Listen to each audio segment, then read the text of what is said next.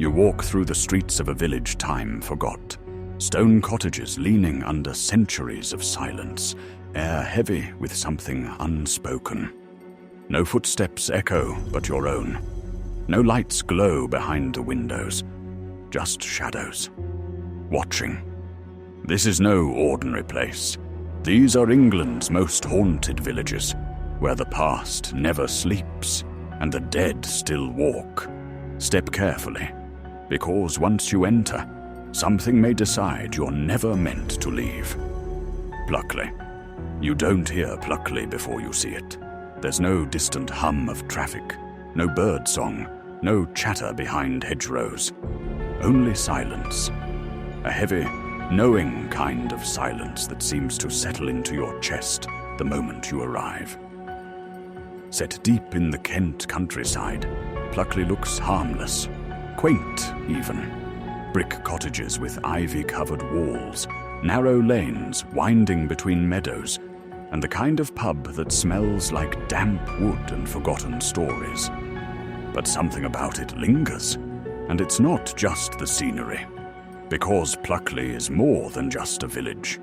It's a portal, a resting place for the restless, a living museum of the dead. For years, Pluckley held a title that no other town dared contest. Britain's most haunted village. Recognized by the Guinness Book of Records in the 1980s, it was said to harbor over a dozen ghosts, each one with a name, a face, and a place they still called home. Let's start in the churchyard. Near the ruins of St. Nicholas Church, where time has worn down stone like bone, locals have reported seeing the Red Lady, a tall, mournful figure in a flowing crimson cloak, wandering between graves with her head bowed. According to legend, she was a member of the Daring family, entombed here in the 1100s. Some say she was buried with her stillborn child. Others claim she was walled in alive. Either way, she searches, night after night, for something she never found in life. Visitors speak of her low sobbing, others of cold hands brushing against their necks as they pass the graves. Those who linger too long report strange smells, sweet at first, like roses, then metallic, sharp, wrong. Just a few steps away, at the Screaming Woods, also known as Daring Wood, things grow darker. Even on the brightest mornings, there's something wrong with the air in these trees. It's thick, still, too quiet. Hikers have reported screams from deep within the foliage, shrill and blood-curdling, with no visible source. Some believe the cries belong to a man who once took his own life there. Others say it's the forest itself, remembering centuries of violence and betrayal. One investigator who camped there in the early 2000s recorded over 3 hours of disembodied voices, some speaking in old dialects, others simply repeating his name over and over. He never returned. But the ghosts of Pluckley aren't bound to the woods. Take the story of the Phantom Highwayman. He appears near a narrow path once used by stagecoaches, his figure often seen darting between trees just after sundown. According to legend, he was ambushed and murdered there, stabbed through the heart by thieves. Now he returns, glimpsed only in brief flashes. A fluttering cloak, a gleam of steel, the sound of hooves in dry leaves. Or the miller of Pluckley, said to haunt the ruins of an old windmill that once stood just outside the village. His death was violent, burned alive in a fire no one claimed to have started. His ghost is less subtle than others. Witnesses describe a man-shaped shadow surrounded by sudden gusts of freezing wind. Animals refuse to approach the site, and one researcher claimed his camera melted from the inside out while filming there. And then there's the Tudor lady, often seen inside one of the oldest cottages in the village. She appears near the fireplace, clutching her chest. Some say she was murdered by her husband. Others insist she died waiting for a lover who never came. Either way, her presence is unmistakable. A child who once lived there told his parents she visited him nightly. When asked what she wanted, he simply replied, "She wants the fire to go out." That family moved away shortly after. One of the most disturbing tales belongs to the hanging schoolmaster. Long ago, a teacher was found dead, hanging from the rafters of what is now the village schoolhouse. Though ruled a suicide, rumors spread of dark dealings, of debts, and of vengeance. At night, some have seen his figure swaying silently in the bell tower. Children speak of the man with no feet who watches them during recess. Teachers call it imagination, but the drawings tell another story. And even Elvie Farm, now a guest house, offers no rest. Guests report doors opening on their own, bedsheets being pulled away in the night, and whispers just beneath the range of hearing that seem to come from under the floorboards. One guest fled in the middle of the night after seeing a figure sitting at the edge of her bed, watching her breathe. Some villagers scoff at the stories. Others won't talk about them. But nearly everyone knows something. Whether it's the Red Lady's sobs, the highwayman's fleeting shadow, or the choking silence of the woods, the legends are stitched into daily life. Pluckley doesn't feel like a haunted village. It feels like a trap set by time itself. Beautiful, timeless, and quietly cursed. So if you find yourself wandering its misty lanes after dark, take note of the silence. Pay attention to the shadows that move when the wind does not. And whatever you do, don't follow the screams, because in Pluckley, some ghosts don't want to be found. They want company. Pendle Hill. The wind on Pendle Hill doesn't just howl, it murmurs, words lost to time, curses half-whispered by voices no longer living. It's a place where the earth remembers what history tries to forget, and it doesn't forgive easily. Rising from the heart of Lancashire, Pendle Hill is blanketed by heather, stone walls, and silence. But underneath that stillness is something festering, something centuries old. It began in 1612, when the hill bore witness to one of the most infamous witch trials in English history. 12 were accused, men, women, and even a child. 10 were found guilty and sentenced to hang. They were marched to the gallows in Lancaster and left to swing as the crowd jeered. But those who lived nearby claimed they heard something else that day. Not screams, not prayers, but a promise, sworn in blood and breath, of revenge. Over 400 years later, that vow still echoes. Locals say the accused never left, that their spirits roam the slopes, searching for justice or retribution. Hikers have reported feeling watched, even followed, only to turn around and find no one there. Others claim to hear footsteps pacing, just out of sync with their own, or voices whispering names they've never spoken aloud. But Pendle's darkness isn't only folklore. In 2011, a team of television investigators exploring the area broadcast live from the hill's forest edge. Cameras caught a face, pale, sunken, watching from behind the trees. The crew laughed it off, but hours later, one of the team members collapsed, muttering in what some believed was a long-dead dialect. He never returned to the show. One tale passed down through generations tells of a young girl who vanished on the slopes in the 1800s. Search parties combed the area for days. Nothing. Then, weeks later, her shoes were found on a stone ledge, neatly placed, as if by invisible hands. The leather was dry, untouched by weather.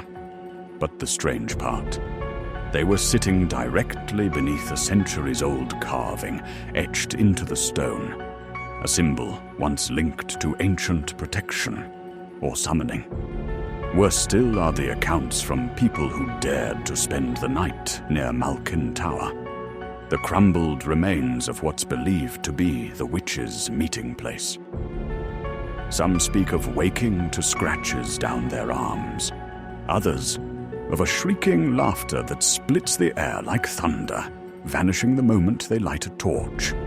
One man claimed his tent collapsed at midnight, yet no wind blew that night, and the stakes were never recovered.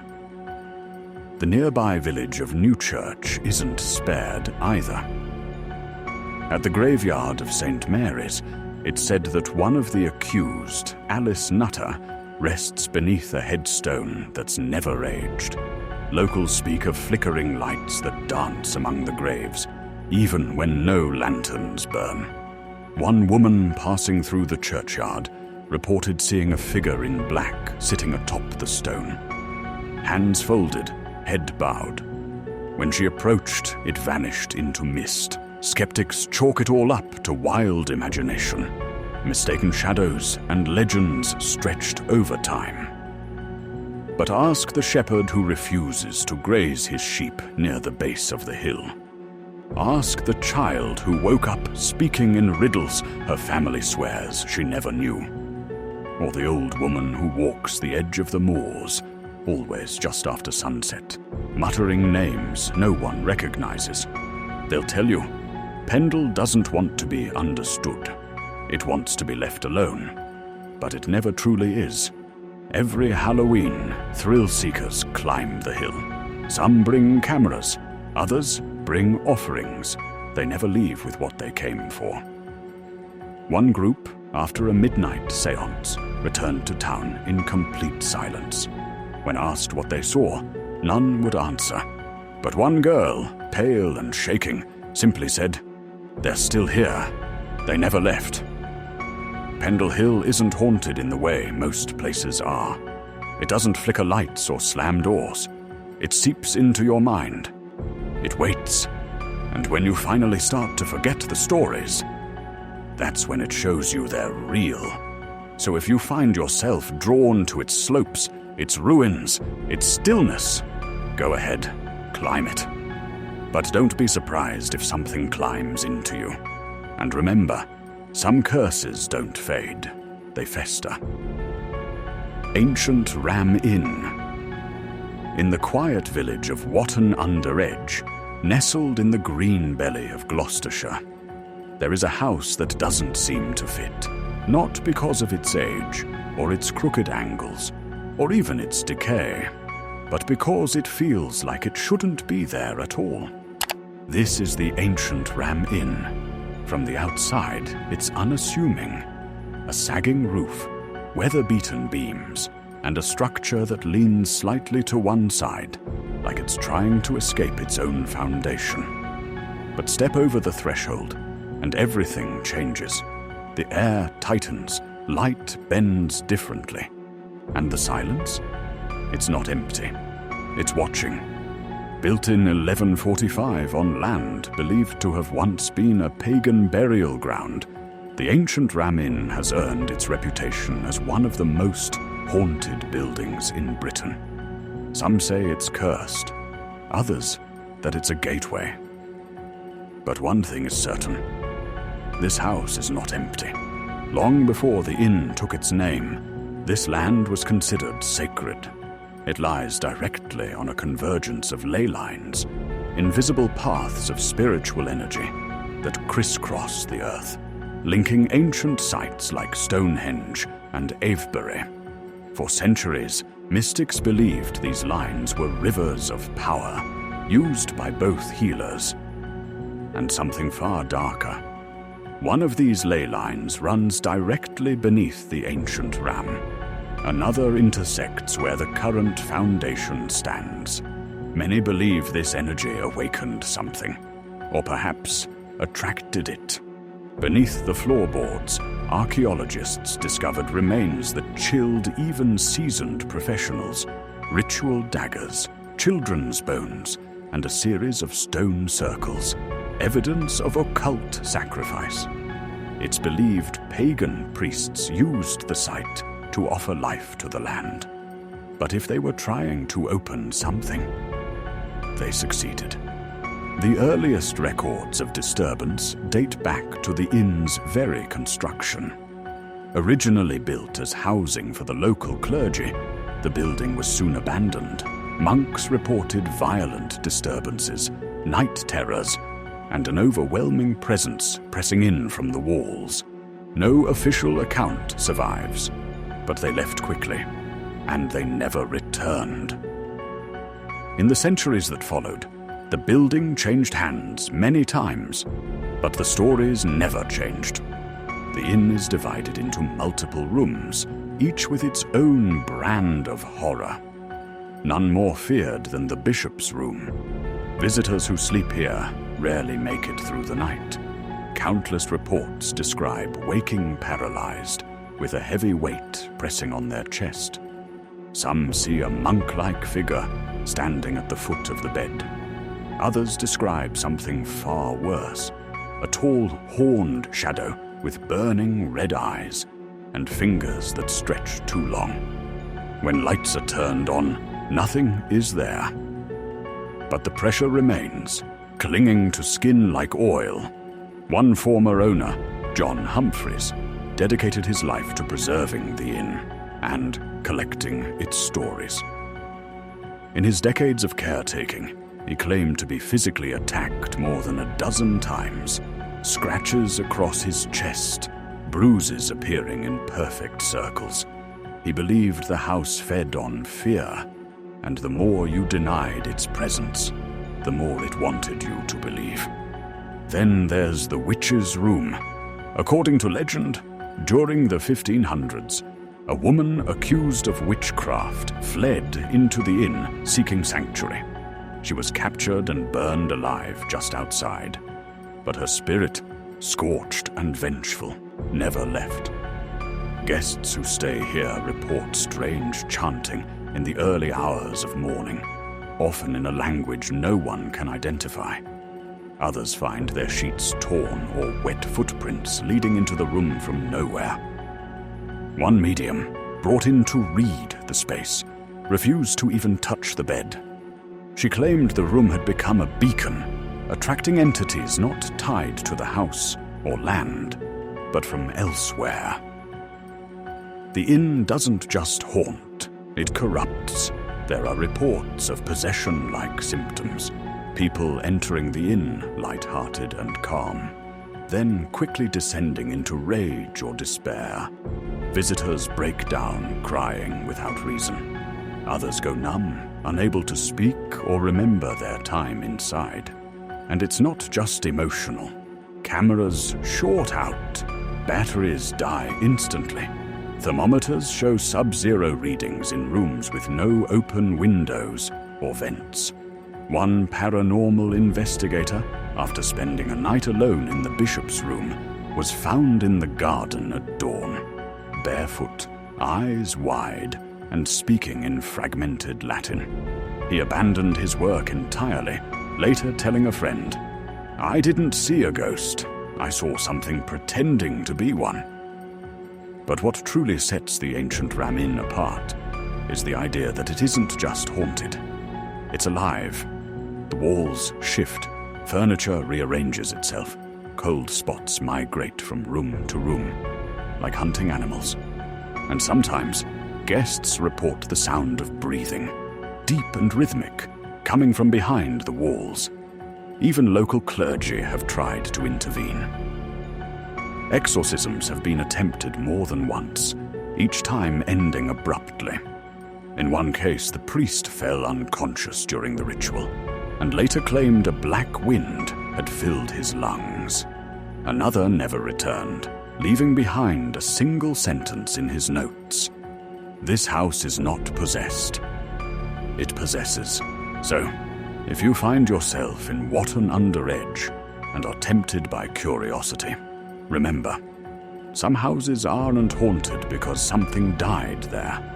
Some are haunted because something was born. And the ancient ram inn, it's still hungry. Waxham Hall, the Norfolk coast, is known for its wind-swept beauty, quiet marshes, and lonely stretches of land where time seems to move slower. But nestled among these ancient landscapes is something far less peaceful. Waxham Hall, a crumbling manor house where history lingers like a chill in the bones, and where dinner might still be served to guests who never truly left. Built in the 16th century, Waxham Hall once stood as a symbol of wealth and power for the Brograve family. But that grandeur has long since faded. The ivy grows thick over its stone walls now. Windows sag, doors hang loose on rusted hinges, and still, something inside waits. It begins, as many stories do, with pride. Sir Thomas Brograve, a man of influence and ambition, ruled the estate during the late 1700s. According to legend, one evening as a storm gathered over the Norfolk sky, a cloaked stranger knocked at Waxham's door. Soaked and silent, he asked for shelter. Brograve, ever the gentleman, or perhaps ever the egoist, offered him warmth, wine, and a meal. But as the fire roared and the hall filled with laughter, the guest is said to have revealed his true form. Hooved feet beneath his robes, burning red eyes, a grin too wide for a man. The devil himself, as the tale goes, had dined at Waxham. The next morning, the guest was gone, but scorched hoofprints were found embedded in the stone of the great hall. And no matter how many times the floor was repaired or replaced, the marks always returned. Since then, the hall has been anything but quiet. Visitors have reported strange gatherings in the main dining room. Long tables set without explanation. Candles lit, chairs pulled out as if awaiting guests. Those who investigate often find the air thick with the scent of roasted meat and burnt wood. Despite the fireplace being long unused, even more disturbing are the apparitions. 6 distinct figures have been seen wandering the corridors, believed to be the ghosts of the Brograve family themselves. A woman in a blood-stained dress, eternally descending the same staircase. A boy, no older than 7, seen peering out from a second-story window, his face pale and motionless. And Sir Thomas himself, his eyes hollow, forever searching, as if trying to undo the bargain he made. One caretaker, hired to monitor the grounds during restoration work in the 1980s, refused to return after a single night. He reported waking at 2:13 a.m. to the sound of cutlery clinking and voices in a language he couldn't understand, echoing from the empty dining hall. When he opened the door, the room was cold, untouched, except for one thing. A single place setting had been arranged at the head of the table, and beside it, a steaming goblet of red wine. He left before dawn. Locals warn against visiting the hall after nightfall. Some say the spirits become restless after dusk. Others whisper of a curse, that anyone who disrespects the grounds will be invited to dinner and never truly leave. Whether metaphor or warning, it's enough to keep most people away. And then there are the footprints. Even today, the marks of hooves are said to appear after a heavy rain, burned into the earth just outside the Great Hall. No animal is ever seen, but the prints always face the door, as if something is still waiting for an answer or a return visit. Perhaps the most unsettling detail comes from a letter discovered hidden in a nearby rectory.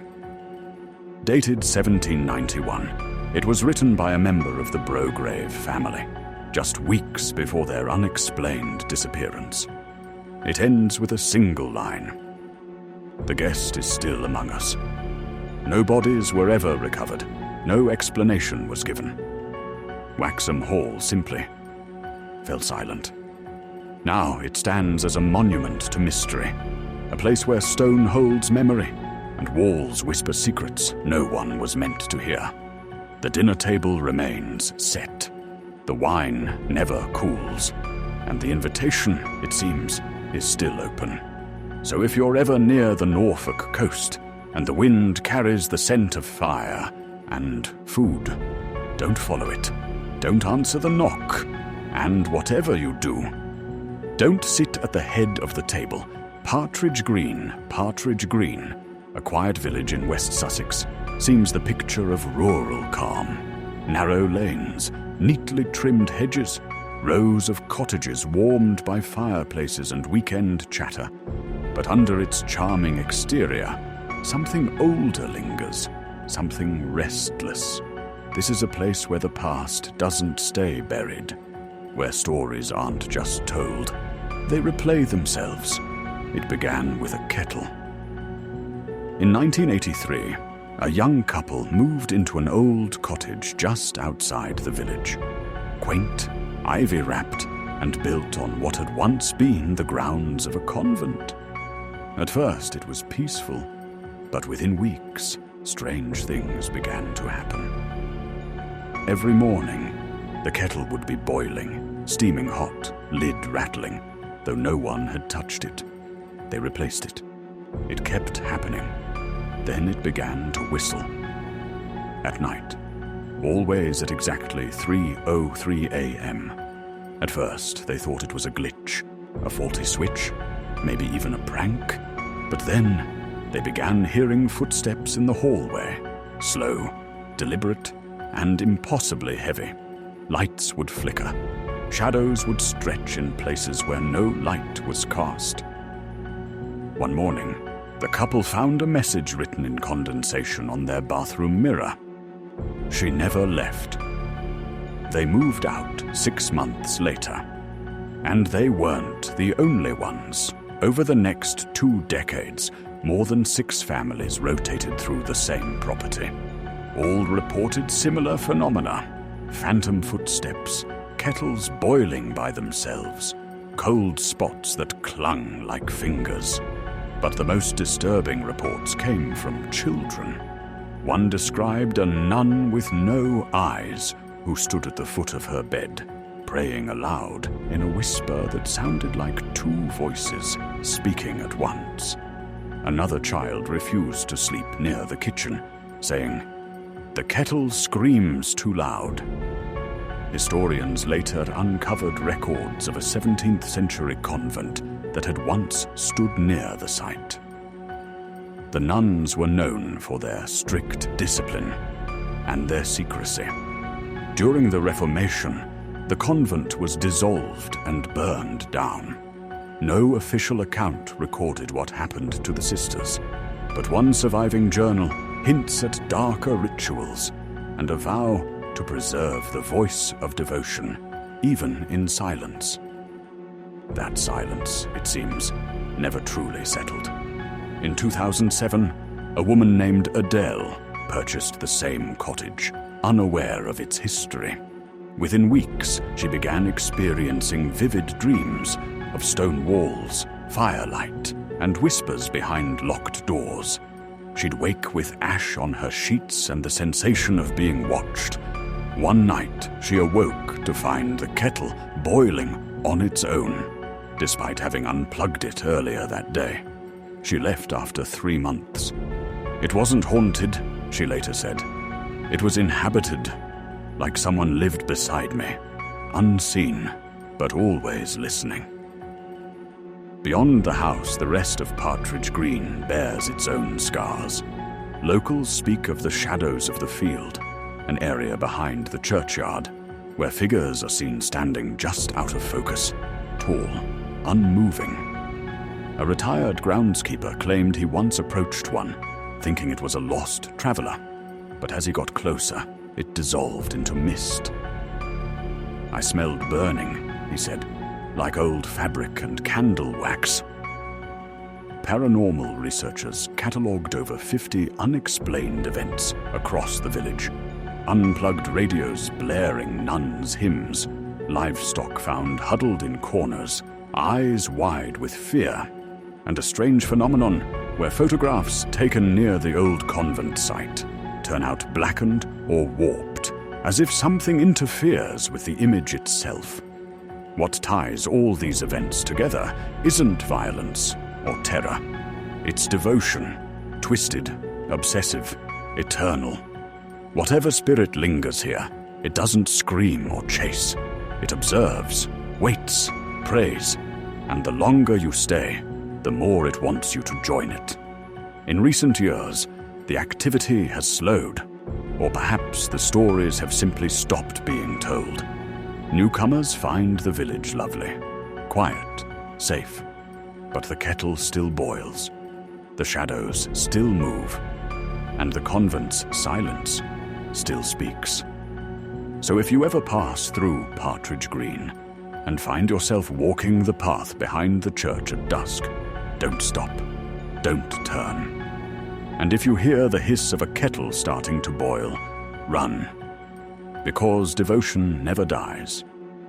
It only waits for someone to replace it.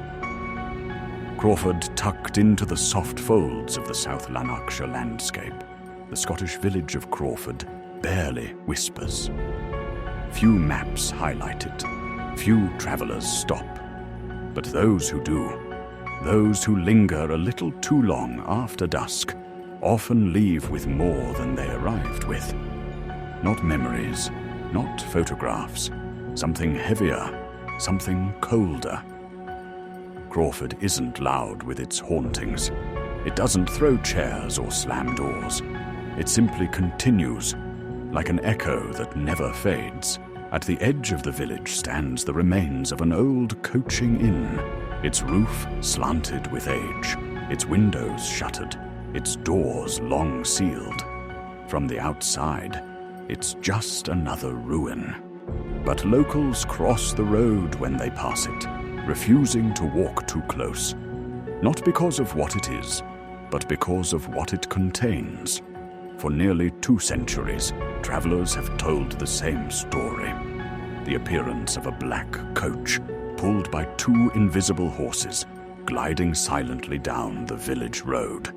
No hoofbeats, no sound of wheels, just the creeping pressure of something moving just beyond the rules of the world. At its helm sits the coachman, a tall, skeletal figure in a dark cloak, his face half-covered, his eyes reflecting no light. He never speaks, he never slows, but sometimes he stops. One account, recorded in the early 1900s, described a farmhand returning home late one foggy night. The man saw a coach on the road ahead and stepped aside. But as the vehicle passed, it didn't cast a shadow, nor did it touch the ground. And when he looked back, it had vanished, leaving behind only 2 parallel tracks of frost running through the soil. More recently, in 2003, a young couple reported their car stalling directly in front of the inn. The air turned icy, their windows fogged. Then, from nowhere, headlights appeared behind them. A carriage, not a car. No driver, just 2 flickering lanterns and a deep silence. When they turned around again, it was gone. They drove away without speaking. But Crawford's ghostly presence reaches back far further than the coach. Before the village ever existed, this land was a Roman outpost, a strategic settlement for soldiers sent to control Scotland's untamed frontier. One legion in particular was stationed here in the 2nd century AD. It vanished. No records, no survivors, no tombs, just silence. That silence, some say, was broken only in death. To this day, multiple witnesses have reported hearing drums, deep, slow, rhythmic thuds coming from the nearby fields, always in the dead of night, always in perfect time. And then, If you're brave or foolish enough to stay and watch, they say you'll see them. The Roman soldiers, cloaked in mist, marching in formation. They don't speak. Their mouths never move. Their faces are often obscured, but they march, always in the same direction. Through fences, through buildings, through the very geography that's changed since they last drew breath. One chilling detail: these apparitions are often seen from the knees up. It puzzled early witnesses, until a local historian pointed out that the modern ground levels is several feet higher than it was 2,000 years ago. They're not walking above the land, they're walking through it, on the original roads they once patrolled. A family that stayed in a cottage near the ancient Roman path reported hearing footsteps in the walls. At first, they believed it was wildlife, but the sound moved with precision from one side of the room to the other, always accompanied by a low vibration like distant marching. Their youngest daughter claimed she saw a man in a metal helmet walk through her room and out through the solid stone wall. Even in the village itself, strangeness persists. Some speak of a child ghost, a boy no older than 8, dressed in 19th century rags. He's often seen peering from the upper windows of the abandoned inn, silently watching passers-by. On rare occasions, he's spotted outside, standing near the entrance with a hollow expression. But when anyone approaches, he simply fades, as if made of dust and light. Most chilling of all is what investigators call the line. It's an invisible path running from the old Roman road through the center of Crawford and past the coaching inn. Dogs refuse to cross it. Cameras malfunction near it. One paranormal researcher, while mapping the electromagnetic fields in the area, found that all readings spiked precisely along this line and dropped to nothing just outside it. He described it as a pulse, like a heartbeat from beneath the earth. Whether it's the coachman's route, the soldier's march, or something older still, no one knows, but it moves, and it always returns. Today, Crawford remains quiet. Too quiet. Locals rarely speak of the hauntings, not out of fear, but respect, as if they know what walks among them is not malevolent, but ancient, unfinished, and sometimes unfinished things are the most dangerous. So if you ever find yourself in the Scottish lowlands, and the road bends unexpectedly, and the wind carries the thud of distant drums, stop, listen, watch. But whatever you do, don't step into the path. Because in Crawford, the past isn't buried, it's still marching. They look like ordinary places, stone cottages, quiet lanes, weathered inns. But beneath the surface, something older stirs. In Pluckley, Pendle, Waxham, and beyond, the dead walk beside the living. Whispers curl through the fog. Footsteps echo where no one walks. These villages aren't haunted because of what happened. They're haunted because it never stopped. So if you ever find yourself in a place that feels too still, where shadows stretch too long and time holds its breath, trust your instincts. Some places remember too much, and some doors, once opened, never truly close.